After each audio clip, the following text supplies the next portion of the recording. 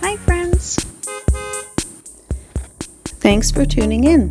If you like this video, please give it a like, comment below, and take a moment to subscribe to our channel. Chandler is a lovely town on the Gaspé Peninsula. It is one of the largest towns in the region, situated along the beautiful shores of Shilla Bay. The town was founded in the early 20th century, and it quickly grew thanks to the pulp and paper industry, which played a big role in its history. Named after Percy Milton Chandler, an industrialist who helped develop the area, Chandler became an important hub for the local economy. Today, it's known for its scenic waterfront, friendly community, and beautiful landscapes. Chandler offers plenty of outdoor activities, including fishing, boating, and exploring its many walking trails. The town is surrounded by lush forests and picturesque views, making it a perfect spot for nature lovers. Be sure to visit the old pulp mill, which stands as a reminder of Chandler's rich industrial past, and take a walk on the Bord de Pabos boardwalk to enjoy stunning views of the bay.